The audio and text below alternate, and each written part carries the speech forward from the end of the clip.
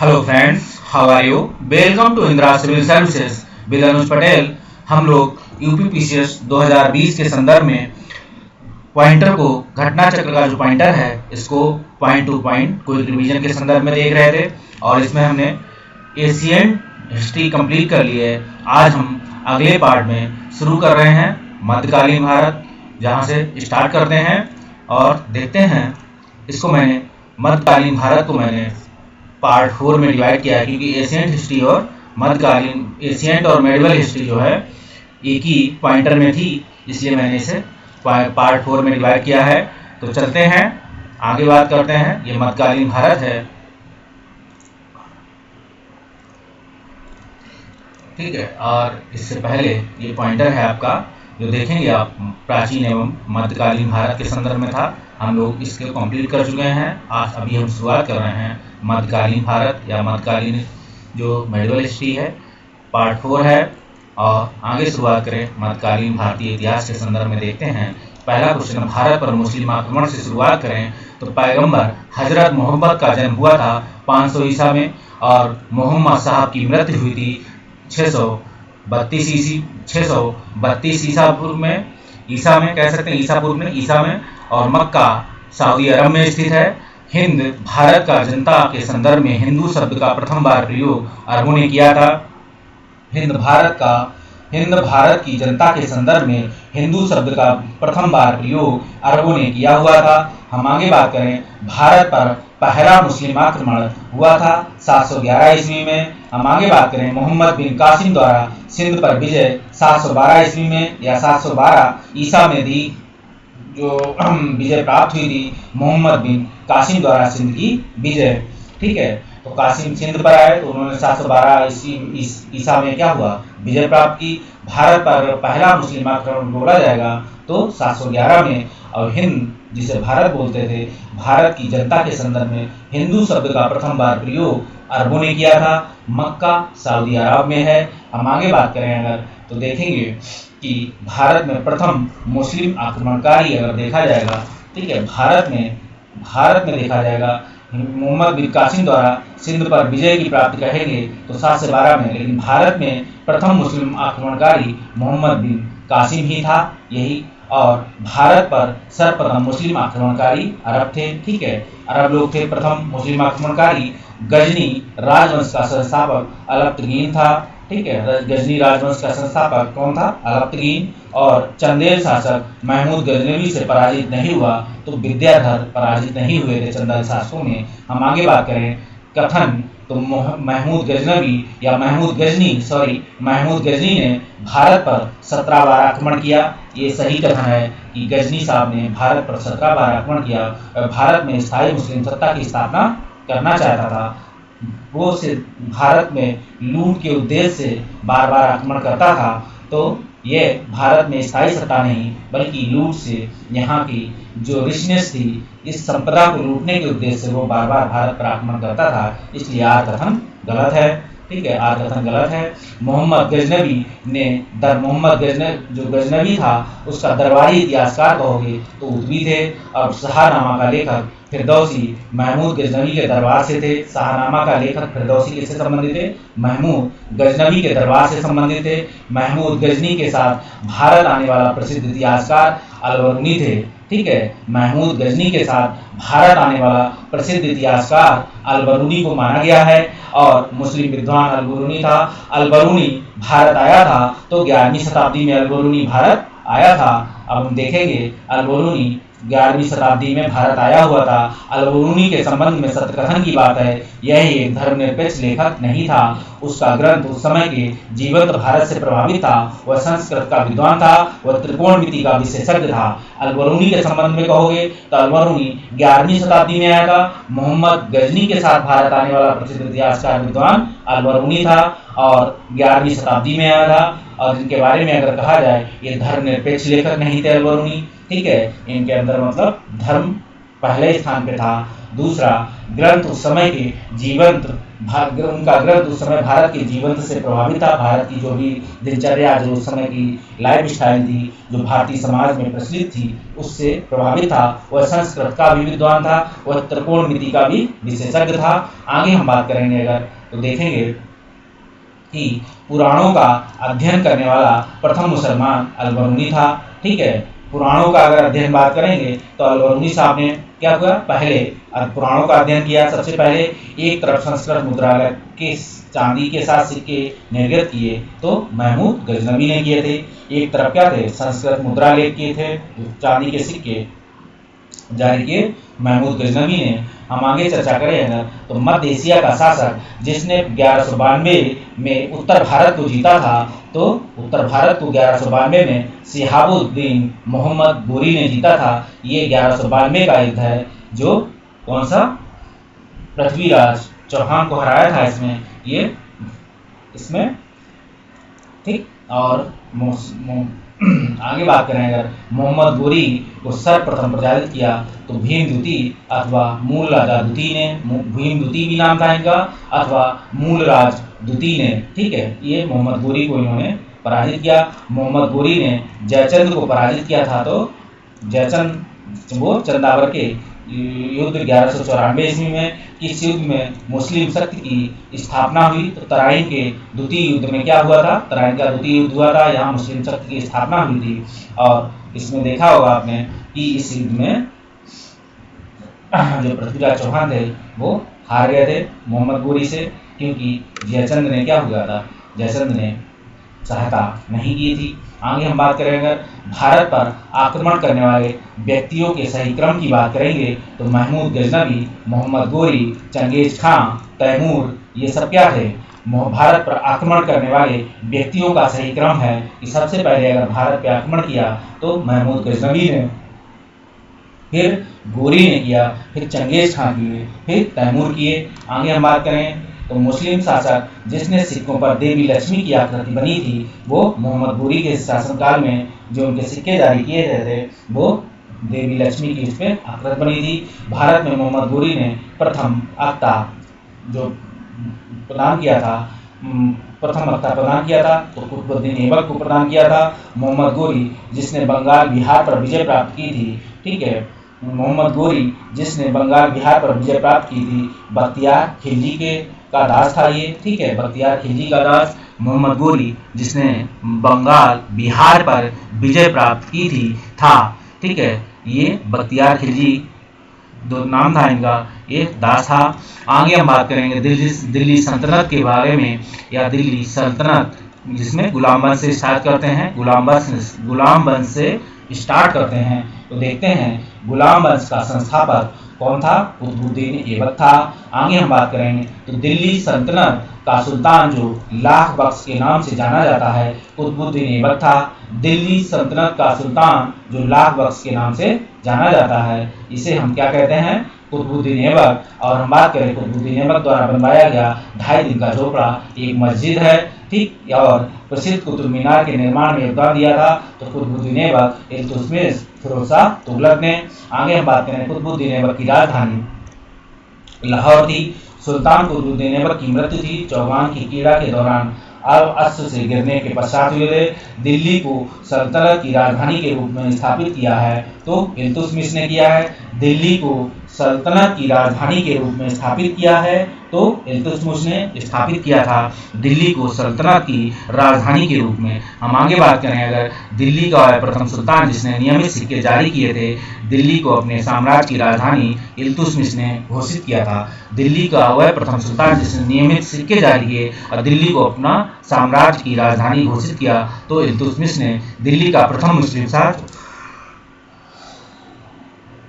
दिल्ली का प्रथम मुस्लिम शासक अगर बात करेंगे तो इल्तुतमिश को माना जाता है। आगे गुलामों का गुलाम इल्तुतमिश को कहा गया है। मध्यकालीन भारत की प्रथम महिला शासक रजिया सुल्तान को दिया माना जाता है। आगे देखेंगे तो मंगोल आक्रमणकारी चंगेज खां भारत की उत्तर पश्चिमी सीमा पर आया, इल्तुतमिश के काल में आया हुआ था।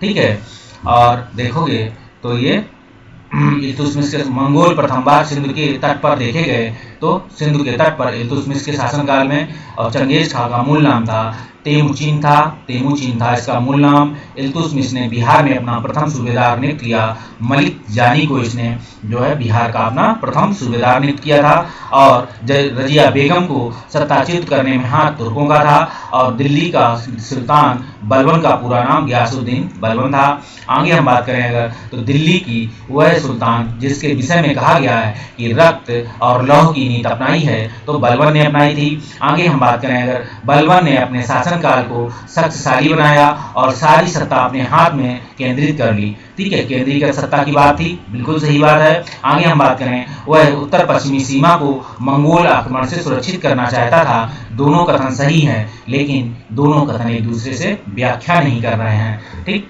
इस तरीके से आप देख सकते हैं। अपनी शक्ति के समेकित करने के बाद बलबन ने धारण की थी जिले इलाही। जब उसने केंद्रीय सत्ता या शक्ति स्थापित कर ली तो जिले इलाही के रूप में कि मैं ही खुदा का क्या हूँ, बंदा हूँ, या खुदा का जो है दूत हूँ, मैं शासन करूंगा, इस रूप में जिले इलाही की उपाधि उसने धारण की। आगे हम बात करें भारत में प्रसिद्ध फारसी त्योहार नौरोज का आरंभ कराया था तो बलबन ने नौरोज का आरंभ कराया था। फारसी त्योहार है नौरोज। आगे बात करें बलबन के संदर्भ में सत्य कथन है, उसने नियामत खुदाई सिद्धांत का प्रतिपादन किया कि नियामत खुदाई मतलब खुदा के सिद्धांत जो है उन पे शासन किया जाएगा। तुर्क के चहलगामी का प्रभाव समाप्त किया। तुर्कों का जो चहलगामी एक दल हुआ करता था तुर्की का, जो राजा के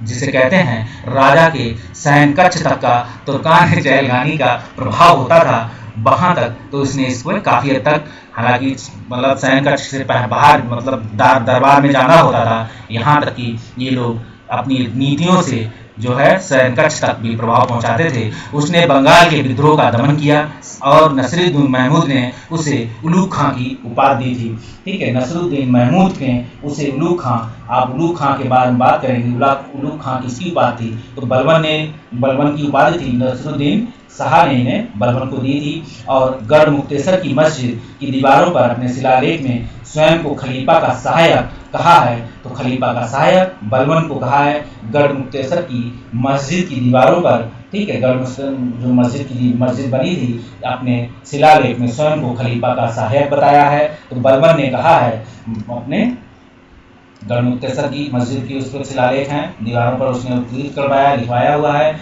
हम आगे बात करें अगर खिलजी वंश के संदर्भ में, जब उसे राजस्व किंचित प्राप्त हुआ तो वह शरीयत के नियमों और आदेशों से पूर्णतः स्वतंत्र था। बर्नी ने यह कथन किस सुल्तान के लिए कहा है, ठीक है, अलाउद्दीन खिलजी के संदर्भ में एक कथन कहा था कि जब उसने राजतत्व या राजत्व किंचित प्राप्त किया तो वह शरीयत के नियमों और आदेशों से पूर्णतः स्वतंत्र था। तो अलाउद्दीन खिलजी के संदर्भ में कहा था, इसने बर्नी का एक कथन था। इस कथन को आप याद रखिएगा। और हम बात करें अगर यह है वह सुल्तान जो नया धर्म चलाना चाहता था, किन उलेमा लोगों ने विरोध किया इसका। वह सुल्तान जो नया धर्म चलाना चाहता था किंतु उलेमा लोगों ने विरोध किया तो अलाउद्दीन खिलजी थे। और दिल्ली का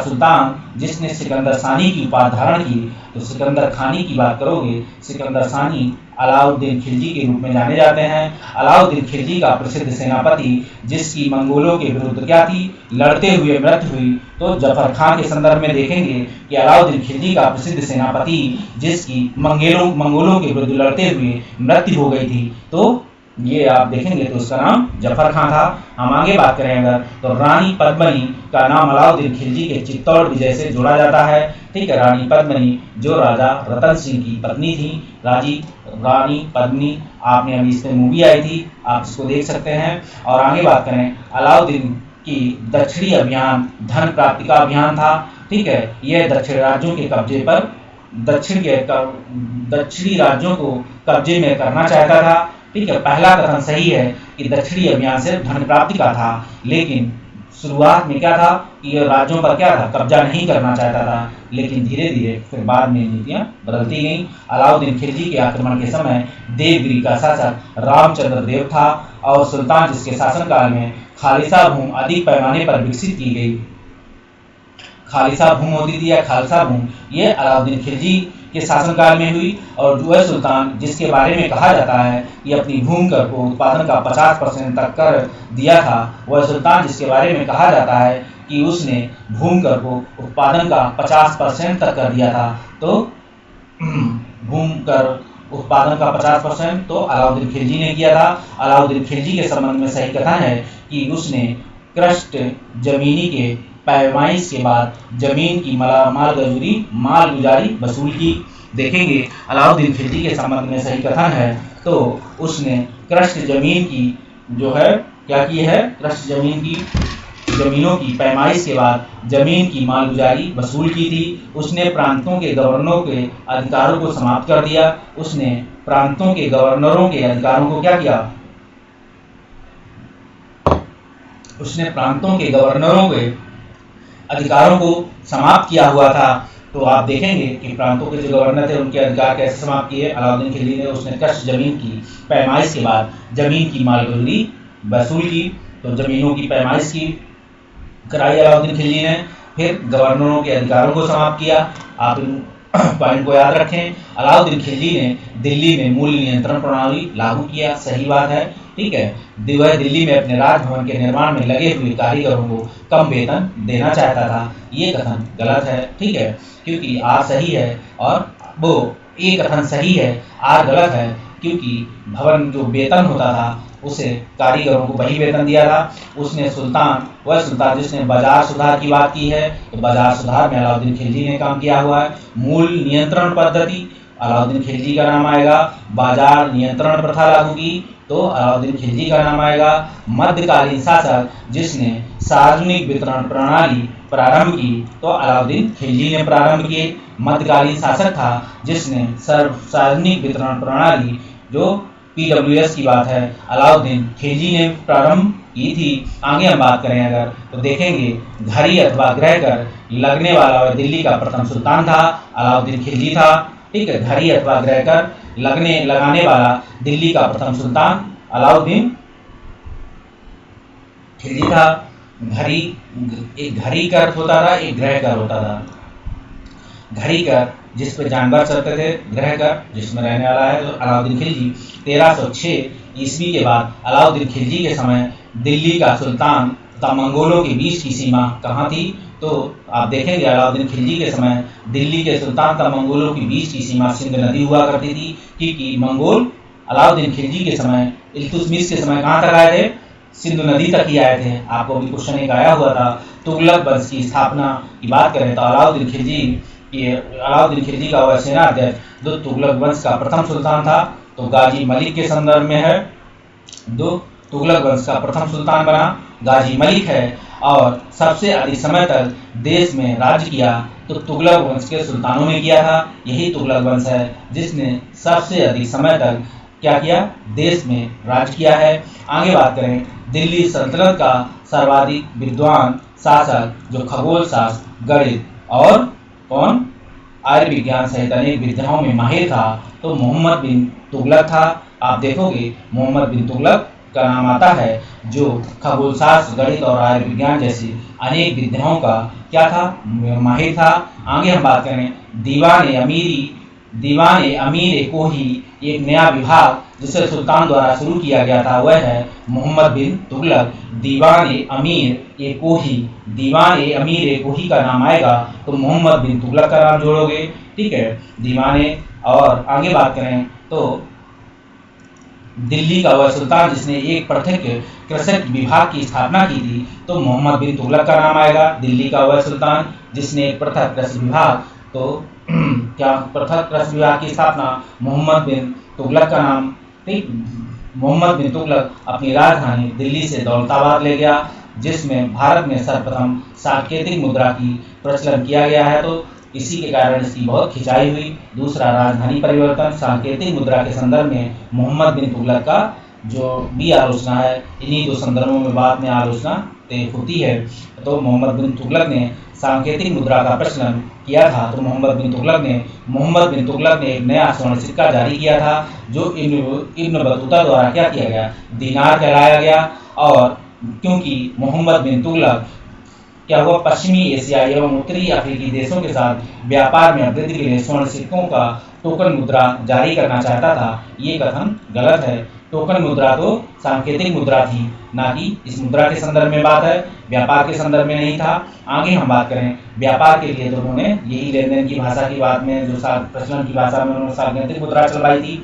आगे बात करें अगर तो कथन की बात है, तो कथन में देखेंगे कि मोहम्मद बिन तुगलक की प्रतीक मुद्रा योजना असफल सिद्ध हुई, क्योंकि मोहम्मद बिन तुगलक का मुद्रा निर्गमन मतलब मुद्रा निर्गमन पर उचित नियंत्रण नहीं था। ए और आर दोनों सही हैं। देख लीजिए, आप क्वेश्चन से प्रतीत हो रहा है कि मोहम्मद बिन तुगलक की प्रतीक मुद्रा योजना असफल साबित हुई, क्योंकि मोहम्मद बिन तुगलक का मुद्रा निर्गमन पर उचित नियंत्रण नहीं था। आपका कारण पढ़ सकते हैं आप कि मोहम्मद बिन तुगलक की मुद्रा निर्गमन पर उचित नियंत्रण नहीं था, इसलिए मोहम्मद बिन तुगलक की प्रतीक मुद्रा योजना असफल सिद्ध हुई। दोनों ही कथन दोनों तरफ से क्या हुआ, मिलान भी हो रहा है। एक तरफ क्यों से जोड़ा, एक तरफ इसलिए से जोड़ा, और आपको सही कथन मिल रहा, सही उद्देश्य और सही आंसर मिल गया। आगे बात करें, मूर देश की यात्री इब्न बतूता भारत आया था। मोहम्मद बिन तुगलक के शासनकाल में इब्न बतूता जो आया था भारत, सल्तनत काल में डाक व्यवस्था का विस्तृत विवरण किया है। तो इब्न बतूता ने सल्तनत काल में डाक व्यवस्था का विस्तृत विवरण दिया है, इब्न बतूता ने दिया हुआ है।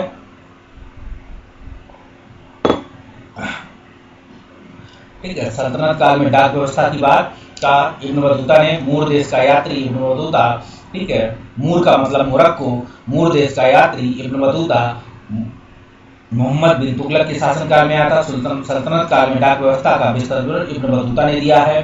ठीक है, आपको जहां भी डाक व्यवस्था की बात पूछी जाए, जो भी सल्तनत काल में, तो इब्न बतूता मारेंगे अगर आंसर है, क्योंकि इसमें विस्तृत विवरण दिया हुआ है। होली त्योहार पर सार्वजनिक उत्सव में भाग लेने वाला दिल्ली का प्रथम सुल्तान था कौन, मोहम्मद बिन तुगलक। और आगे बात करें, वह शासक जिसकी मृत्यु पर इतिहासकार बदायूं लिखते हैं कि सुल्तान को अपनी प्रजा से, प्रजा को सुल्तान से मुक्ति मिल गई, तो मोहम्मद बिन तुगलक के संदर्भ में है। सिर्फ उसकी दो नीतियां या कुछ और भी नीतियां थी, मेन दो ही हैं। पहला सांकेतिक मुद्रा, दूसरा दिल्ली से दौलताबाद राजधानी स्थानांतरित। आगे हम बात करें तो देखेंगे कि वह सुल्तान जिसने बेरोजगारों को रोजगार दिलवाया तो फिरोज तुगलक था। बेरोजगारों के लिए अलग से विभाग बनाया तो फिरोज तुगलक की बात करेंगे। दिल्ली का वह सुल्तान जिसने बेरोजगारों के सहायता के लिए रोजगार कार्यालय की स्थापना की तो फिरोज शाह तुगलक की बात होगी। दिल्ली का सुल्तान जो दान दक्षिणा के बारे में काफी ध्यान रखता था, इसके लिए एक विभाग दीवान खैरात या दीवान खैरात की विभाग हुई। ठीक है, वह सुल्तान जिसने दान दक्षिणा के बारे में था, आपने देखा होगा दान दक्षिणा लोग कहते हैं खैरात में बांट दिया, मतलब दान दक्षिण दान दे दिया, तो दीवाने खैरात, इस तरीके से याद रखिएगा इसे कि लोग कहते हैं कि इन्होंने दान दे दिया, खैरात में दे दी, अपनी जमीन अपनी विरासत को खैरात में दे दिया, तो यही दान दक्षिणा है कि दान दक्षिणा खैरात पे है, तो दीवाने खैरात का नाम है, तो फिरोज तुगलक के संदर्भ में है। आगे हम बात करेंगे, वह सुल्तान जिसने दरबारी में सबसे अधिक गुलाम थे तो फिरोज तुगलक थे। वह सुल्तान जिसके दरबार में सबसे अधिक गुलाम, तो फिरोज तुगलक के संदर्भ में रहेंगे कि दरबार में भी सबसे अधिक गुलाम फिरोज तुगलक के संदर्भ में थे। मध्यकालीन राजाओं के संदर्भ में सही कथन है, बलबन से पहले एक आरिज विभाग स्थापित किया। बलबन ने पहले एक आरिज विभाग स्थापित किया। अलाउद्दीन ने अपनी सेना के घोड़ों को दागने की पद्धति शुरू की। ठीक है, ये अलग अलग पॉइंट है, याद रखिएगा। पहला, बलबन ने पहले एक आरिज विभाग की स्थापित किया, फिर अलाउद्दीन ने अपनी सेना के घोड़ों को दागने की पद्धति शुरू की। फिर मोहम्मद बिन तुगलक के बाद दिल्ली की गद्दी पर कौन बैठा, उसका चचेरा भाई बैठा, फिरोज तुगलक। और फिरोज तुगलक ने गुलामों को एक अलग विभाग बनाया। ठीक है, गुलामों के लिए एक अलग विभाग बनाया, जिसका देखेंगे कि उसका नाम दिया था दीवाने, आगे आएगा बताएंगे आपको। सर्वप्रथम लोक निर्माण विभाग की स्थापना फिरोज शाह तुगलक ने की, तो PWD की बात है। ठीक है, PWD की बात अगर करें तो फिरोज शाह तुगलक ने। और आगे बात करें, दिल्ली का वह सुल्तान जो भारत में नहरों के सबसे बड़े जाल के निर्माण के लिए प्रसिद्ध था तो फिरोज शाह तुगलक हैं। भारत में क्या है, भारत में नहरों के सबसे बड़े जाल का निर्माण करने के लिए प्रसिद्ध है, तो फिरोज शाह तुगलक के संदर्भ में। हर के सर्व की बात है, अथवा सिंचाई कर लगाने वाला दिल्ली का प्रथम सुल्तान कौन है, फिरोज तुगलक है। हक ए सर्व अथवा सिंचाई कर लगाने वाला दिल्ली का प्रथम सुल्तान फिरोज तुगलक है। दिल्ली का सुल्तान जिसने ब्राह्मणों पर भी जजिया कर लगाया तो फिरोज तुगलक है। आगे हम बात करें मोहम्मद बिन तुगलक, फिरोज तुगलक, सिकंदर लोदी और शेर शाह सूरी ने वह सुल्तान जिसने फलों की गुणवत्ता सुधारने के लिए लगाया तो फिरोज तुगलक का नाम आता है। मोहम्मद बिन तुगलक, फिरोज शाह तुगलक, दिल्ली, सिकंदर लोदी और शेर शाह सूरी में से वह सुल्तान जिसने फलों की गुणवत्ता सुधारने के लिए उपाय किए तो फिरोज तुगलक के संदर्भ में टोपरा, मेरठ, 2 अधिक स्तंभ लेख जो दिल्ली लाए गए वो फिरोज शाह तुगलक थे। तो टोपरा एवं मेरठ से 2 अशोक स्तंभ लाने वाला फिरोज शाह तुगलक है। मोहम्मद बिन तुगलक, फिरोज शाह तुगलक, सिकंदर लोदी, शेर शाह सूरी में से वह सुल्तान जिसमें फलों की गुणवत्ता सुधारने के लिए उपाय, फलों की गुणवत्ता मतलब बाग बगीचों के लिए शौकीन था।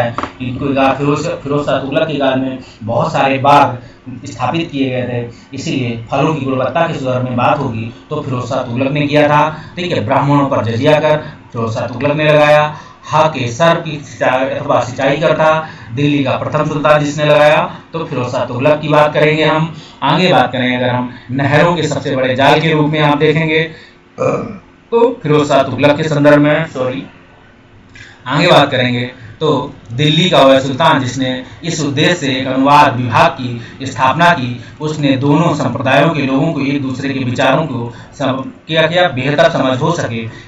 दिल्ली के सुल्तान जिसने एक उद्देश्य से अनुवाद विभाग की स्थापना की, अनुवाद मतलब ट्रांसलेशन डिपार्टमेंट स्थापित किया जिसमें दोनों संप्रदाय मतलब हिंदू और मुस्लिम के दोनों लोग एक दूसरे के विचारों को बेहतर समझ सकें तो फिरोज शाह तुगलक का नाम आएगा। राज्य के खर्च पर हज की व्याख्या करने वाला जो है, राज्य के खर्च पर हज की यात्रा करने वाला पहला भारतीय शासक है तो राज्य के खर्च पे गया हुआ है तो फिरोज शाह तुगलक। ठीक है, फिरोज शाह तुगलक थे, राज्य के खर्च पे कहाँ गए थे, हाँ हज यात्रा करने गए थे। फिरोज शाह तुगलक द्वारा स्थापित दारुल सफा देखेंगे, दारुल सफा आप देखोगे लखनऊ में तो विधानसभा के जीपीओ गेट के सामने से आप जब घुसेंगे इधर लेफ्ट राइट हैंड साइड की मोड़ पे मुड़ेंगे तो आपको दारुल सफा दिखेगी तो वहीं पे आप इसे आप एक खैराती अस्पताल, आज वो विधायक निवास है, ऐसे ही दारुल सफा लोग बोलते थे तो दारुल सफा क्या था, एक खैराती अस्पताल हुआ करता है जिसे हम जानते हैं क्या, एक खैराती अस्पताल दारुल सफा है जहाँ दारू मतलब दारुल सफा, दारू साफ हो जाती थी। आप अगर खैराती अस्पताल था यहाँ पे जो ऐसे आपको याद कराने के लिए बोला है, वैसे तो दारुल सफा का नाम है एक खैराती अस्पताल, इतना याद रखें। दिल्ली सल्तनत के तुगलक राजवंश के अंतिम शासक थे। ठीक है, दिल्ली सल्तनत के तुगलक वंश अगर बात करेंगे नासिरुद्दीन महमूद थे, ये तुगलक वंश के अंतिम शासक थे और जिसके शासनकाल में भारत पर आक्रमण किया तो नसरुद्दीन महमूद थे। वह शासक जिसके शासनकाल में तैमूर ने क्या किया, भारत पर आक्रमण किया तो आप देखेंगे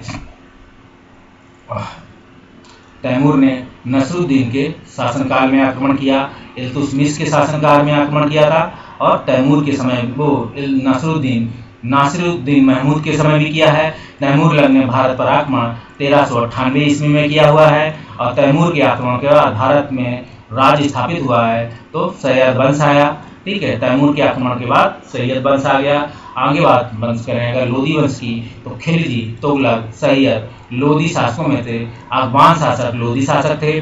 दिल्ली की गद्दी पर अफगान शासकों को सही क्रम देखोगे जो अफगान शासक थे तो बहलोद खान लोदी है 1451 से 1489 है। सिकंदर लोदी 1489 से 1517 ईस्वी तक हैं। इब्राहिम लोदी 1517 से और 1526 तक ईस्वी तक हैं। महाराणा सांगा ने इब्राहिम लोदी को परास्त कर दिया तो खतौली के युद्ध में आप देखेंगे कि महाराणा सांगा ने इब्राहिम लोदी को पराजित किया था खतौली के युद्ध में।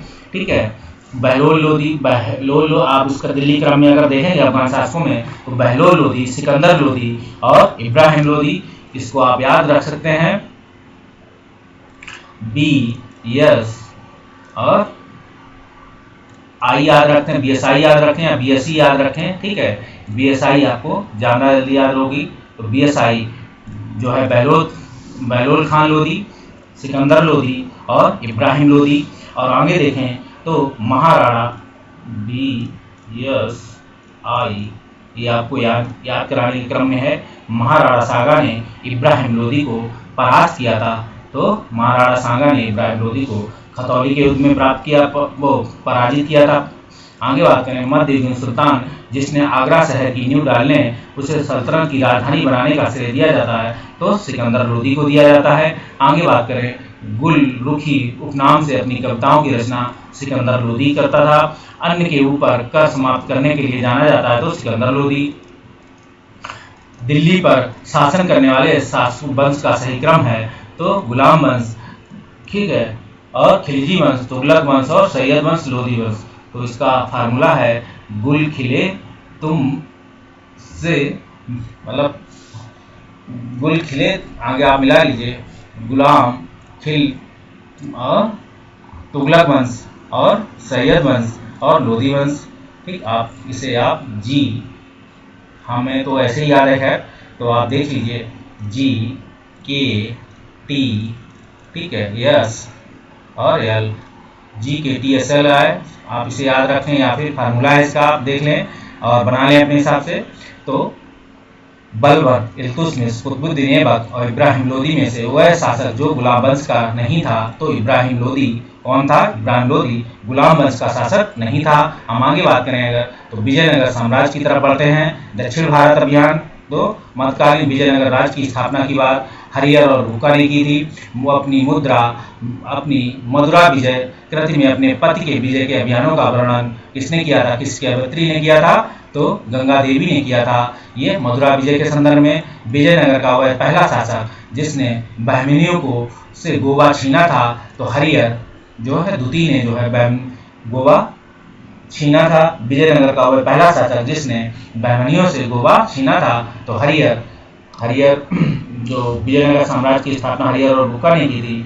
तो इसके आगे चल के विजयनगर का वह शासक था जिसने बहमनियों के कब्जे में गोवा था तो हरिहर द्वितीय ने जो है बहमनियों से गोवा छीना था।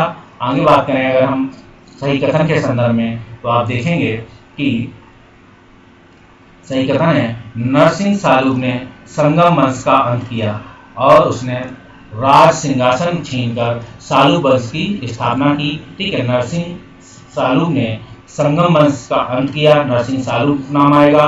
उसने राज सिंहासन छीनकर फिर सालूब वंश का आरंभ किया। वीर नरसिंह ने अंतिम सालूब शासक को गद्दी से उतारकर राज सिंहासन छीना। ठीक है, वीर नरसिंह ने अंतिम सालूब शासक ठीक छीना। वीर नरसिंह के उत्तरावर्ती उनके अनुज कृष्णदेव राय थे।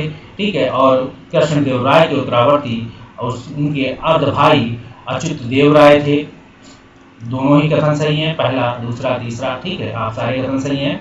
और आगे बात करें तो विजयनगर के राजा कृष्णदेव राय ने गोलकुंडा का युद्ध जिस राजा के साथ लड़ा था वह है कुली कुतुब शाह है। विजयनगर के शासक कृष्णदेव राय ने गोलकुंडा का युद्ध जिस राजा के साथ लड़ा था वह कुली कुतुब शाह है।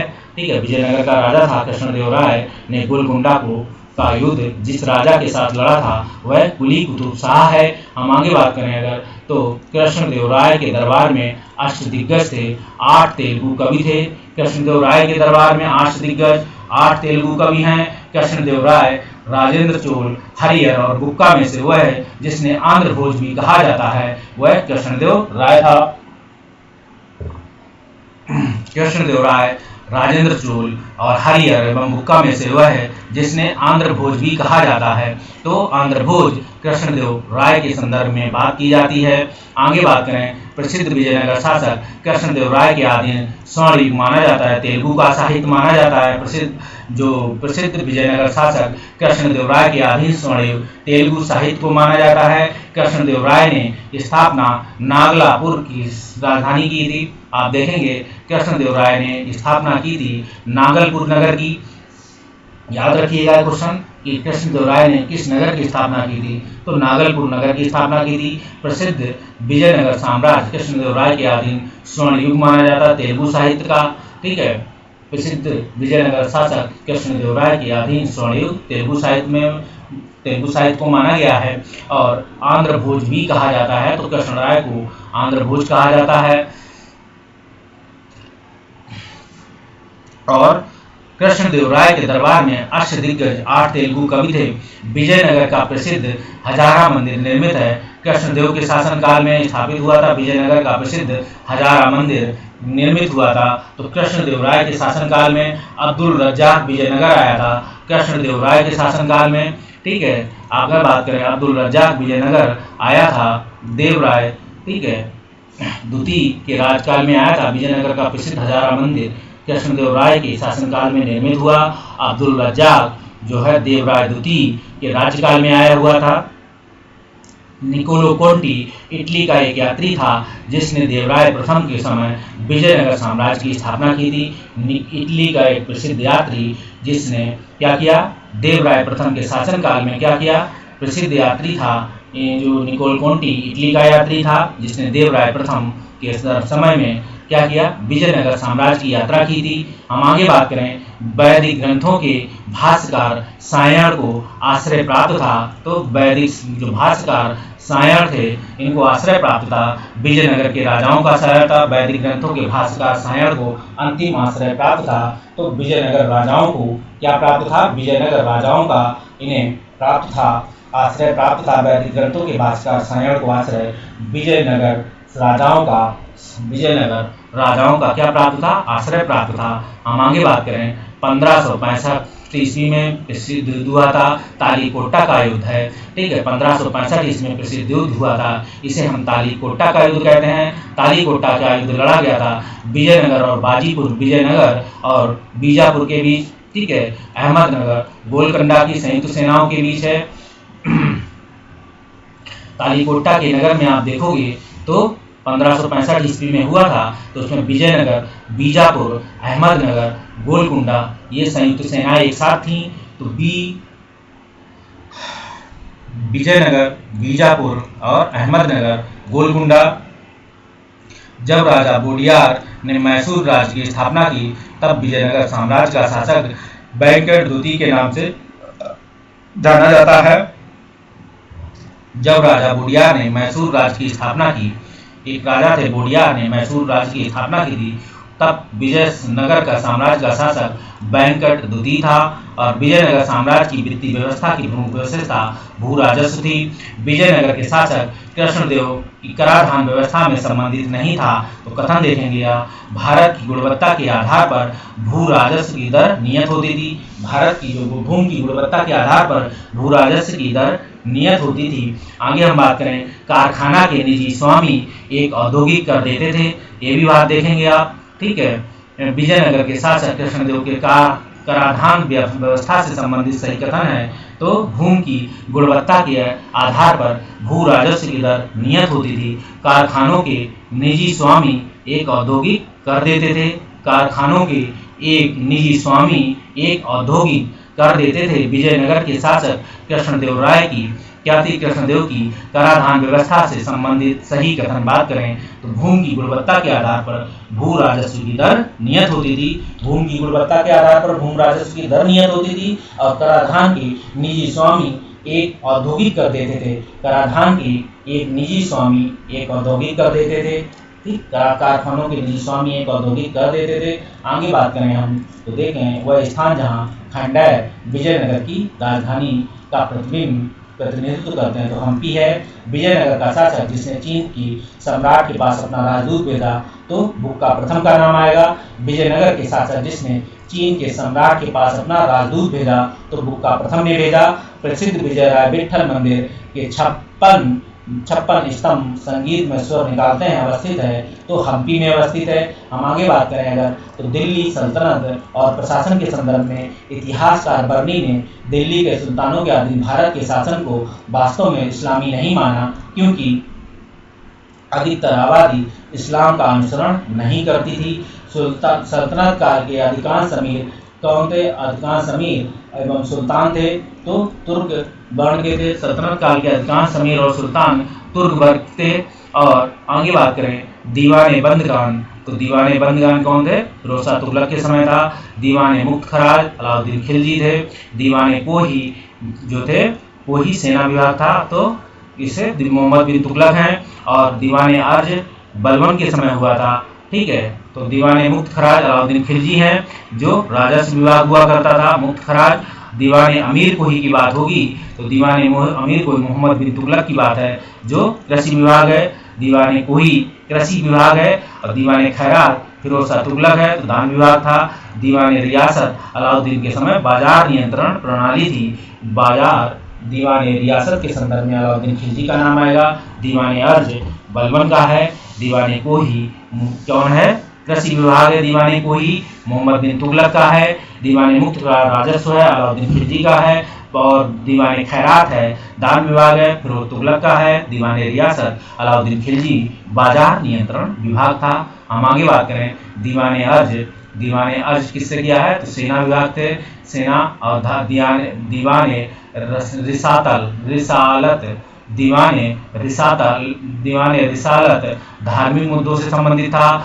और दीवाने इंसा जो है सरकारी पत्र व्यवहार से संबंधित है। दीवाने बजारत वित्तीय मामलात से संबंधित है। ठीक है, दीवाने बजारत की बात करेंगे तो वित्तीय मामला से संबंधित है। दीवाने इंसा सरकारी पत्र व्यवहार से है। दीवाने रिसातल धार्मिक, क्या हुआ? धार्मिक मुद्दों के संदर्भ में बात है, तो धार्मिक मुद्दों की बात करेंगे तो दीवाने रिसातल के संदर्भ में बात करेंगे। आगे हम बात करेंगे दीवाने अर्ज, जो सेना विभाग से संबंधित है। दीवाने अर्ज सेना विभाग है। दीवाने रिसातल धार्मिक मुद्दों से संबंधित है। दीवाने इंसा सरकारी पत्र व्यवहार से संबंधित है। और दीवाने बजारत वित्तीय मामला से संबंधित है। दीवाने बजारत वह राजवंश, अगर बात करें हम वह राजवंश जिसके अंतर्गत बिजारत को चरमोत्कर्ष प्राप्त हुआ, तो तुगलक राजवंश था। भूमि उत्पादन पर लगने वाले कर को इंगित करता है। खराज उस्र एवं मुक्तई, ठीक है, भूमि उत्पादन पर लगने वाले कर को इंगित करता है। खराज उस्र और मुक्तई के संदर्भ में है। दीवाने अर्ज की बात करेंगे तो सेना विभाग चले जाएंगे। ठीक है, दीवाने रिसालत ये धार्मिक मुद्दों था। रिसालत मतलब जहां आप समझ सकते हैं रिसालत क्या हो सकता है, तो धार्मिक मुद्दे होंगे। दीवाने इंसा होगी तो सरकारी पत्र व्यवहार, इंसा में वैसे भी आप पत्र व्यवहार करते हैं तो सरकारी पत्र व्यवहार है। दीवाने बजारत की बात होगी तो आप वित्तीय मामलात से संबंधित बात करेंगे। वह धार्मिक राजवंश जिसके अंतर्गत विराजत का चरमोत्कर्ष प्राप्त हुआ, तो तुगलक राजवंश था। भूमि उत्पादन पर लगने वाले कर को इंगित करता है। खराज उस्र और मुक्तई, तो खराज KUM, ठीक है, ये भूमि उत्पाद पर लगने वाले कर को इंगित करता है। खराज उस्र मुक्तई भारत का मध्यकालीन शासक जिसने इक्ता व्यवस्था प्रारंभ की तो इल्तुतमिश के समय हुई है। सल्तनत काल में भू राजस्व का सर्वोच्च ग्रामीण अधिकारी चौधरी होता था। ठीक है, जो सल्तनत काल में जो भू राजस्व का सर्वोच्च अधिकारी था इसे हम चौधरी जानते हैं। सर्व कर लगाया जाता था, सिंचाई कर होता था। सर्व एक सिंचाई कर लगाया जाता था। और आप देखेंगे जवाबित का संबंध था राज्य कानून से था। जवाबित एक राज्य कानून था, हदीस एक इस्लामिक कानून था। राज्य कानून की बात होगी तो जवाबित है, और इस्लामिक कानून होगा तो हदीस की बात होगी। और भू राजस्व का सर्वोच्च ग्रामीण अधिकारी कौन था? चौधरी। और आगे बात करें भूमि उत्पादन पर लगने वाले कर, भूमि उत्पाद पर लगने वाले कर को इंगित, तो भूमि उत्पाद पर खराज उस्र और मुक्तई लगती थी। ये आप याद रखिए, खराज उस्र और मुक्तई। आगे बात करें राजवंश जिसके अंतर्गत बिजारत का चरमोत्कर्ष हुआ, तो तुगलक राजवंश के समय हुआ। हम आगे बात करें अगर तो देखेंगे कि सल्तनत काल में फवालिज, ठीक है, फवाजिल का अर्थ होता है कि इक्तादारों द्वारा सरकारी खजाने में जमा की जाने वाली अतिरिक्त राशि। इक्तादारों द्वारा जो फवाजिल थी, फवाजिल क्या होती थी कि इक्तादार होते थे वो सरकारी खजानों में जमा की जाने वाली अतिरिक्त राशि जो उनके पास इकट्ठा होती थी। सल्तनत काल की दो प्रमुख मुद्राएं जीतल और टका की बात होती थी। ठीक है, जीतल और टका ये सल्तनत काल की दो प्रमुख मुद्राएं थी। टका चांदी का होता था, इल्तुतमिश ने चलवाया था। सल्तनत काल में टका, ससगनी, जीतल, ठीक है, ये क्या थे? चांदी एवं तांबा के होते थे। टका, ससगनी और जीतल चांदी और तांबा के होते थे। बगदाद के अंतिम खलीफा का नाम सर्वप्रथम अंकित हुआ तो अलाउद्दीन मसूद शाह के सिक्कों पर हुआ था। आप देखेंगे अलाउद्दीन मसूद शाह के सिक्कों पर जो है कौन हुआ था? बगदाद के अंतिम खलीफा का नाम था, सर्वप्रथम अंकित हुआ तो अलाउद्दीन मसूद शाह के सिक्कों पर। बगदाद के अंतिम खलीफा का नाम जो है सर्वप्रथम अंकित हुआ तो अलाउद्दीन मसूद शाह के सिक्कों का पर जो है हुआ था। हम आगे बात करें अगर तो देखेंगे बगदाद के अंतिम खलीफा का नाम था, सर्वप्रथम अंकित हुआ था अलाउद्दीन मसूद शाह के सिक्कों पर हुआ था। सॉरी अलाउद्दीन मसूद शाह के सिक्कों पर बगदाद के अंतिम खलीफा का नाम था तो मसूद शाह के सिक्कों पर हुआ। अंतिम खलीफा का नाम सर्वप्रथम अंकित हुआ बात करते हैं फिर से। बगदाद के अंतिम खलीफा का नाम सर्वप्रथम अंकित हुआ अलाउद्दीन मसूद शाह के सिक्कों पर। अब दिल्ली सल्तनत और कला एवं स्थापत्य के संदर्भ में बात करें तो अलाई दरवाजा का निर्माण अलाउद्दीन खिलजी ने किया था। कुतुबुद्दीन ऐबक, इल्तुतमिश, अलाउद्दीन खिलजी, फिरोज शाह तुगलक में से वह है जिसने कुतुब मीनार के निर्माण में योगदान नहीं दिया। तो अलाउद्दीन खिलजी ने कुतुब मीनार के निर्माण में योगदान नहीं दिया। वह सुल्तान जिसने कुतुब मीनार की 5वीं मंजिल का निर्माण कराया तो फिरोज शाह तुगलक ने कराया। आगे हम बात करें भारत में प्रथम मकबरा जो शुद्ध इस्लामी शैली में निर्मित हुआ तो बलबन का मकबरा स्थापित था। ठीक है, भारत का प्रथम मकबरा जो शुद्ध इस्लामी शैली में निर्मित हुआ ये बलबन का मकबरा माना जाता है। भारत में प्रथम मकबरा जो शुद्ध इस्लामी शैली में निर्मित हुआ बलबन का मकबरा था। आगे बात करें स्थापत्य एवं नगरों के निर्माण के सही क्रम की बात तो कुतुब मीनार, तुगलकाबाद, लोधी गार्डन, फतेहपुर सीकरी ये सब क्या हुए? स्थापत्य एवं नगरों के निर्माण का सही कालक्रम है। सबसे पहले कुतुब मीनार की निर्माण हुई, तुगलकाबाद का निर्माण हुआ, फिर लोधी गार्डन आया, फिर फतेहपुर सीकरी का निर्माण हुआ। कीर्ति स्तंभ अभी कवि के संदर्भ में है, रचयिता थे इसके अभी कवि थे कीर्ति स्तंभ। ठीक है, और चित्तौड़ का कीर्ति स्तंभ निर्मित हुआ राणा कुंभा के शासनकाल में। आगे बात करें अगर तो दिल्ली कुब्बत इस्लाम दिल्ली में है, स्थापत जौनपुर अटाला मस्जिद है, मालवा में जहाज महल है और गुलबर्गा में जामा मस्जिद है। ठीक है, आप आगे रखें दिल्ली में जो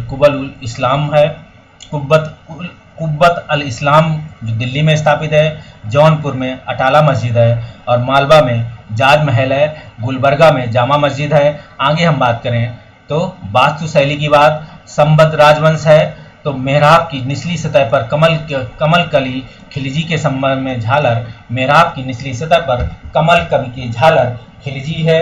अष्टभुजी मकबरों का उदय देखेंगे आप तो अष्टभुजी मकबरों का बात करेंगे। अष्टभुजी मकबरों का उदय तुगलक के शासनकाल में हुआ है। स्तंभों में बोदिगोई का प्रयोग हुआ है। विजयनगर के साम्राज्य में झुकी हुई दीवारों के साथ विशाल मुख्य द्वार सरकी के सावन में हुआ है।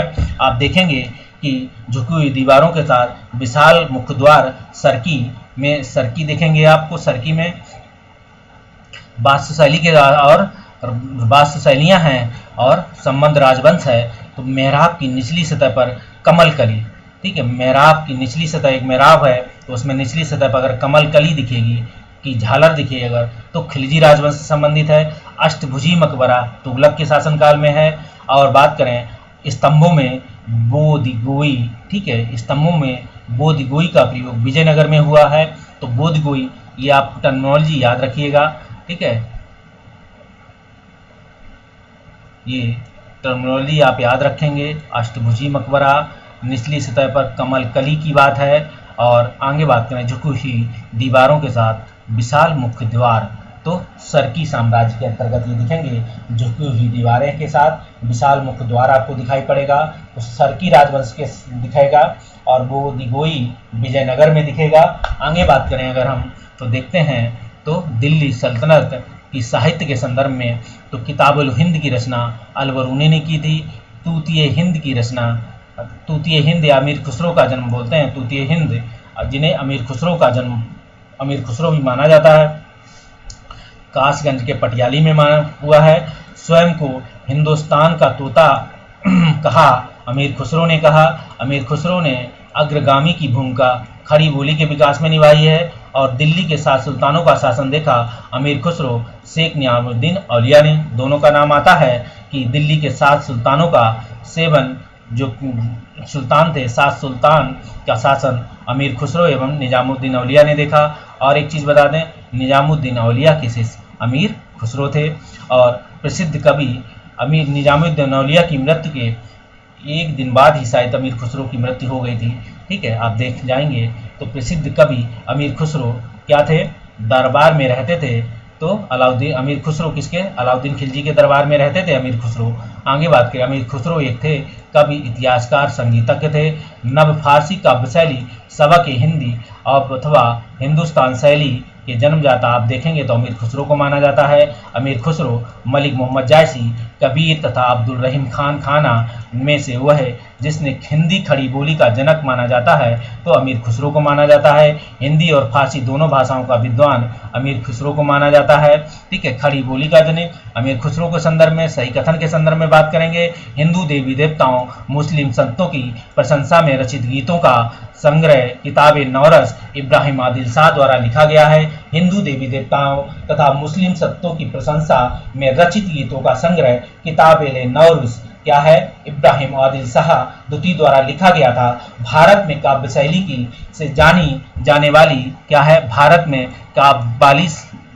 कव्वाली से जाने वाली संगीत शैली की प्रारंभिक रूप में अब आरंभकर्ता कौन थे, तो अमीर खुसरो थे।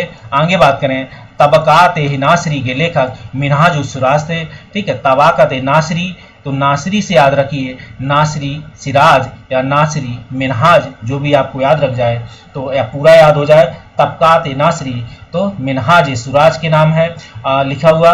और अरब, फारसी, तुर्की, उर्दू भाषाओं में से वह भाषा जिसे दिल्ली सुल्तानों ने संरक्षण प्रदान किया था, तो दिल्ली सुल्तानों ने फारसी भाषा को जो है संरक्षण प्रदान किया था। अपभ्रंश शब्द का प्रयोग मध्यकालीन संस्कृत ग्रंथों में होता था, कुछ आधुनिक भारतीय भाषाओं के आरंभिक रूप को इंगित करने के लिए। ठीक है, कुछ आधुनिक भारतीय भाषाओं को आरंभिक रूपों को क्या था, उसको इंगित या रेखांकित करने के लिए अपभ्रंश शब्द का प्रयोग होता था। आगे हम बात करें अगर, तो जियाउद्दीन बर्नी, तारीख फिरोजशाही। ठीक है, जियाउद्दीन बर्नी का नाम आएगा, तारीख फिरोजशाही की है। हसन निजामी है ताजुल मासिर, तो आपके हसन मतलब हुस्न, आगे बोलेंगे आपको रटाने के लिए बता रहे हैं, आपको इस पर इधर उधर मत सोचिएगा। मतलब जो वो कैसे बुलाएं इसे, हसन निजामी मतलब हुस्न निजामी कह सकते हैं। तो मासिर मतलब ताजुल मासिर, मासिर मतलब जो निजाम थे, उनकी मौसी जो थी हुस्न वाली थी, ऐसे याद कर लीजिए। तो हसन निजामी ताजुल मासिर के संदर्भ में है। और मिनहाज उस सिराज की बात होगी, तो सिराज आपको बताया है कि नासरी। ठीक है, मिनहाज तबाकत नासरी। ठीक है, तबाकत मतलब आप मिनहाज की बात करेंगे तो तबाकत नासरी की बात होगी, याह्या बिन अहमद की बात होगी, तारीख मुबारक शाही की बात होगी। तो याह्या बिन अहमद की बात हो गई, जब याह्या करेंगे तो मुबारक शाही देते घूमेंगे, तो याह्या बिन अहमद शाही की बात है, तो तारीख मुबारक शाही की बात होगी। और तारीख हिंद की बात होगी, तो तारीख हिंद अलबरूनी के संबंध में। तारीख दिल्ली अमीर खुसरो की बात है। ठीक है, तारीख हिंद बोला जाता है तो अलबरूनी को, तारीख दिल्ली खुसरो को बोला जाता है अमीर खुसरो। रेहला इब्न बतूता और तबाकत नासरी मिनहाज की बात है। रेहला इब्न बतूता वही है मोरक्को वाले पहन के जूता करता चोर चोर। ठीक, तो रेहला जो थे, रेहला इब्न बतूता, तबाकत नासरी मिनहाज और तारीख हिंद अलबरूनी के संदर्भ में है। हम बात करें अगर बीड़ा, ढोलक, सारंगी, सितार में से वह है जो संगीत वाद्य जिसे हिंदू मुस्लिम वाद्यवाद्यों में सर्वश्रेष्ठ मिश्रण माना गया है, तो सितार को माना गया है। बीड़ा, ढोलक, सारंगी और सितार में से वह है संगीत वाद्य जिसने हिंदू मुस्लिम गान वाद्यों का सबसे श्रेष्ठ मिश्रण किसे माना है, सितार को माना है। संगीत यंत्र तबला का प्रचलन किसने किया था, तो आप बात करें संगीत यंत्र तबला का प्रचलन जो है अमीर खुसरो ने किया था। जयचंद गढ़वाल, पृथ्वीराज चौहान, राणा कुंभा और मानसिंह में से वह राजपूत राजा जो संगीत पर एक पुस्तक के लेखक के रूप में जाना जाता है, तो राणा कुंभा के रूप में जाता है। राजपूत राजा थे जो संगीत पर एक पुस्तक लिखी थी इन्होंने, तो राणा कुंभा को माना गया है। राणा कुंभा संगीत राज इन्हें था, इनका ग्रंथ था संगीत राज। इन्हें संगीत से पता ही है कि इन्होंने पुस्तक भी लिखी थी। ठीक है, इन्होंने एक पुस्तक लिखी थी, इसका नाम ही था संगीत राज। और काशी नाथ शास्त्री अप्पू तू भासी, ठीक है, अप्पा तू भासी। अगर काशीनाथ शास्त्री अप्पा तू भासी तो राग चंद्रिका की बात है। अप्पा तू भासी काशीनाथ शास्त्री थे, उनका पूरा नाम है काशीनाथ शास्त्री अप्पा तू भासी। तो राग चंद्रिका, ठीक है, राग चंद्रिका है। और पुंडरीक विट्ठल रागमाला लिखे हैं, पुंडरीक विट्ठल रागमाला। और कृष्णानंद व्यास राग कल्पसूत्र की रचना, ठीक, इनका संगीत ग्रंथ है, ये सारे संगीत ग्रंथ हैं। राग चंद्रिका अप्पा तू भासी या काशीनाथ के नाम हो गया, पुंडरीक रागमाला लिखी है, और कृष्णानंद ने राग कल्प द्रुतम लिखी है,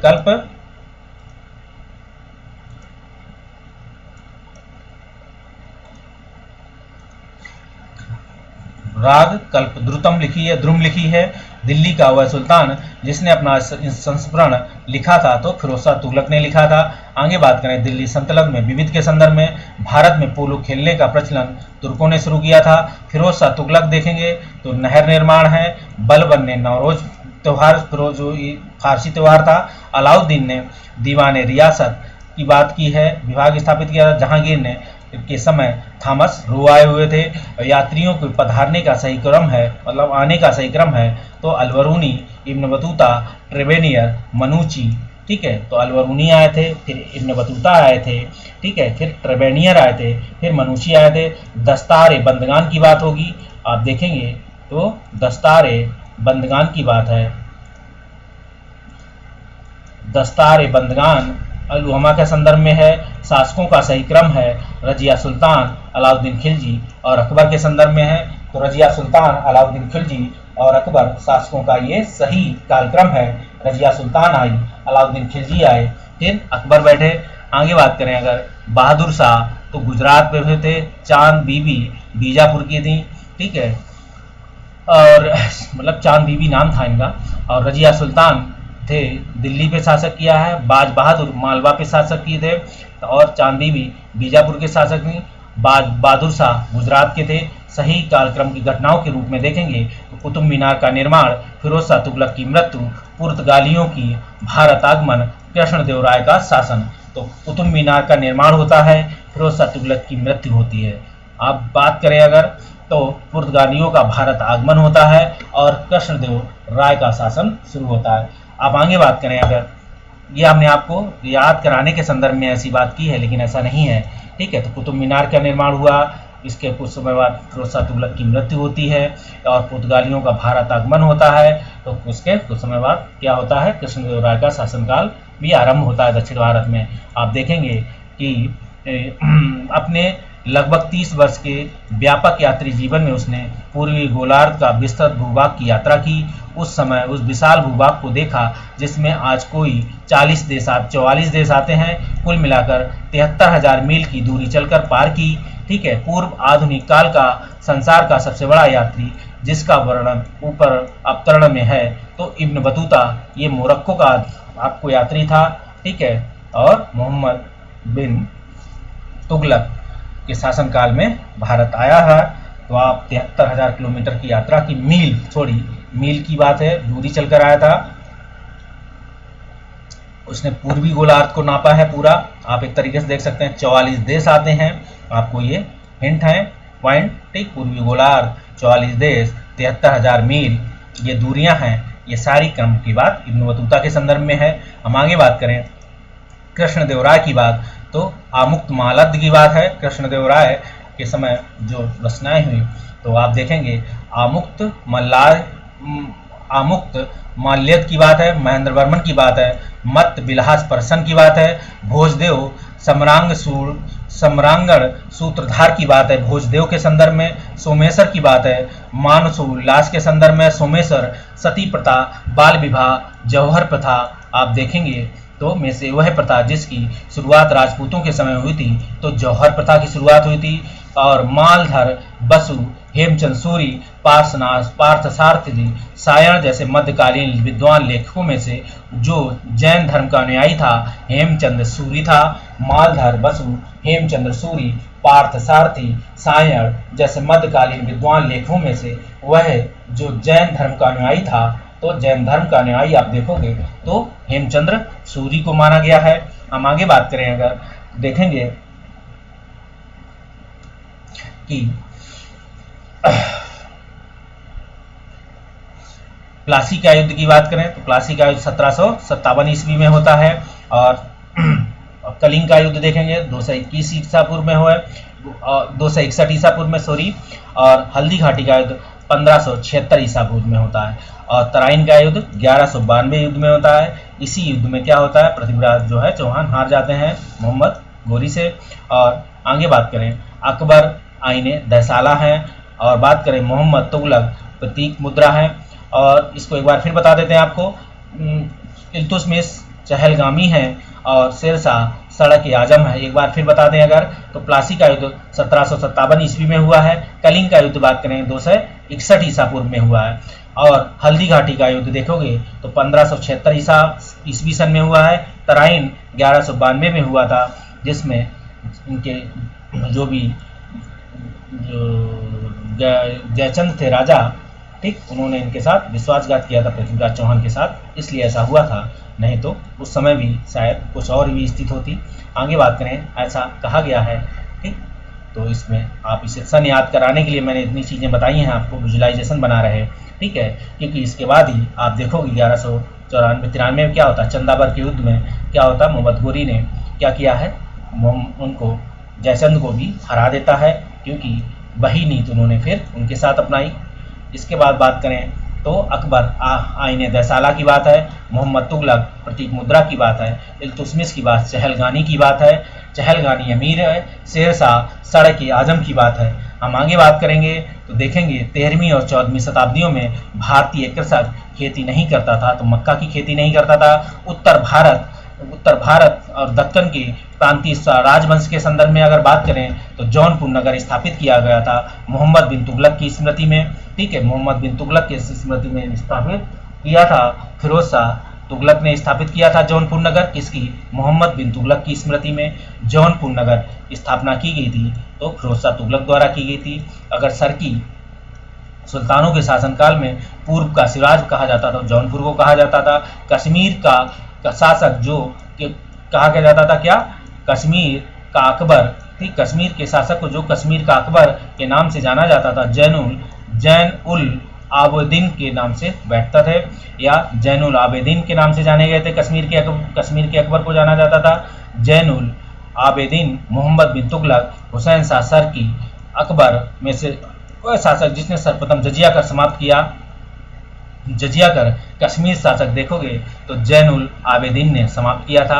आगे बात करें, जैनुल आबेदीन द्वारा पूरी तरह कश्मीर की जामा मस्जिद की क्या हुआ, प्रभावकारी विशेषता में शामिल है, बुर्ज है, ठीक है। जैनुल आबेदीन ने कश्मीर में एक जामा मस्जिद बनवाई थी, इसमें देखोगे तो बुर्ज है, बौद्ध पगोड़ाओं के समान है और फारसी शैली में निर्मित है।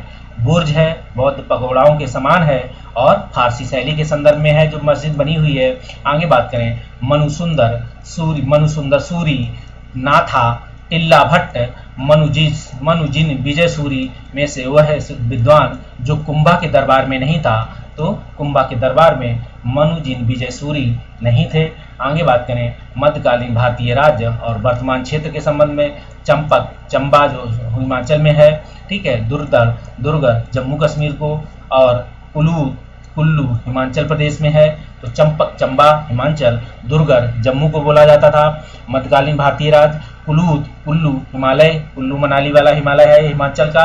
आगे बात करें तो बहमनी राज्य की स्थापना की थी अलाउद्दीन हसन ने की थी। बहमनी राज्य की स्थापना की बात करेंगे तो बहमनी राज्य की स्थापना की बात अलाउद्दीन हसन ने की थी। बहमनी राज्य की स्थापना हुई थी 1347 ईस्वी या 14वीं ईस्वी की बात करेंगे, ठीक है। बहमनी राज्य की स्थापना, बहमनी राज्य का प्रथम राजधानी गुलबर्गा थी। आगे बात करें तो अलाई आदिल शाही बीजापुर में था। आदिल शाही तो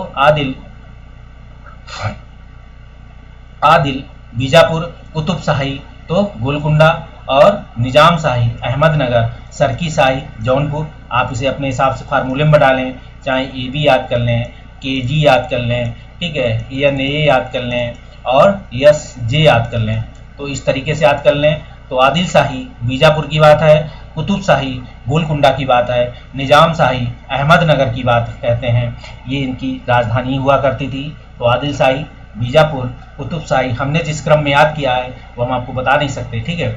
तो आदिल शाही बीजापुर है, कुतुब शाही गोलकुंडा है, निजाम शाही अहमदनगर है और सरकी शाही है जो जौनपुर के संदर्भ में है। आगे बात करें अगर मुस्लिम शासकों का, वह है जिसकी धर्मनिरपेक्षता में आस्था के कारण उसकी मुस्लिम प्रजा जगत गुरु कहकर पुकारती थी। तो इब्राहिम आदिल शाह को जगत गुरु के कारण उसे जो सेकुलरिज्म में आस्था थी, इसलिए मुस्लिम शासकों में से जो इस इब्राहिम आदिल शाह थे, इनको जगत गुरु की कहकर पुकारती थी जनता इनकी। अहमदनगर के निजाम शाही वंश का अंत हुआ तो अहमदनगर को मुगल साम्राज्य में मिलाकर हुसैन शाह को आजीवन कारावास दिया गया था। तो अहमदनगर को जहांगीर के शासनकाल में, I think not clear but clear जहां तक है, तो जहांगीर के शासनकाल में हुआ था अहमदनगर। तो अहमदनगर को जो इसके शासक थे हुसैन शाह, इसे आजीवन कारावास दिया हुआ था। और बाज बहादुर मालवा से संबंधित है, ठीक है। कुतुब शाह गोलकुंडा से है, देखो कुतुब मतलब कुतुब मीनार गोल गोल बनी है तो गोलकुंडा मान लीजिए। सुल्तान मुजफ्फर शाह गुजरात से संबंधित है। यूसुफ आदिल शाह, तो आदिल आपको पता है तो बीजापुर से संबंधित है। और मुजफ्फर गुजरात से आपको बता ही दिया। गोलकुंडा का को वर्तमान नाम से जाना जाता है तो हैदराबाद के नाम से जाना जाता है। काकती वारंगल है, काकती वंश की राजधानी वारंगल है। होयसल द्वार समुद्रम है, यादव की देवगिरी थी और पांड की मदुरा थी, याद रखिएगा इसे। आगे बात करें, द्वार समुद्रम राजधानी होयसल राजवंश की थी। होयसल स्मारक या होयसल मॉन्यूमेंट्स पाए जाते हैं तो हेलीबीड एवं बेलूर में। आगे बात करें अगर होयसलों की प्राचीन राजधानी द्वार समुद्रम का वर्णन या वर्तमान नाम आता है तो हेलीबीड में आता है। होयसलों की प्राचीन राजधानी द्वार समुद्र का वर्तमान नाम हेलीबीड के संदर्भ में है। आगे हम बात करें अगर तो देखेंगे वह स्मारक जिसमें वह गुम्मद है जो संसार की विशालतम गुम्मदों में से एक है, इसे हम गोल गुम्मद या बीजापुर गुम्मद कहते हैं। ये आदिल शाही के शासनकाल के संदर्भ में आप देख सकते हो, विशाल गुम्मद है और संसार के विशालतम गुम्मदों में गिनी जाती है। दोहरा गुम्मद आप देखोगे तो लोदी के सिकंदर लोदी के शासनकाल में जिस मस्जिदों या जिन इमारतों का निर्माण हुआ है उसमें आप देखोगे तो दोहरी गुम्मद दिखेंगी, दो गुम्मद आपको दिखाई पड़ेंगी। अष्टभुजी मकबरा आप देखोगे तो शेरशाह का बना हुआ है। सप्त मेहराबी में का मकबरा जो है आप देखोगे तो बलबन का है। आगे आप देखो गोल गुम्मद मोहम्मद आदिल शाह से संबंधित है। गुजरी महल बनाया था मानसिंह ने, दक्षिण भारत के पोलगिरी थे। क्षेत्रीय प्रशासकीय एवं सैन्य नियंत्रक थे। जो पोलगिरी होते थे ये दक्षिण भारत के जो पोलीगार होते थे ये क्षेत्रीय प्रशासक होते थे या सैन्य नियंत्रक होते थे। आगे हम बात करें अगर तो देखते हैं कि इस तरीके से हमने कंप्लीट की है पहला पार्ट इसका मध्यकालीन भारत में, और एशियन भारत के संदर्भ में आप देखेंगे चौथा पार्ट कंप्लीट हुआ है। अब हम पांचवें पार्ट की तरफ बढ़ेंगे। इससे पहले हम इस वीडियो को यहीं रोकेंगे, फिर मिलते हैं, तब तक के लिए बाय बाय।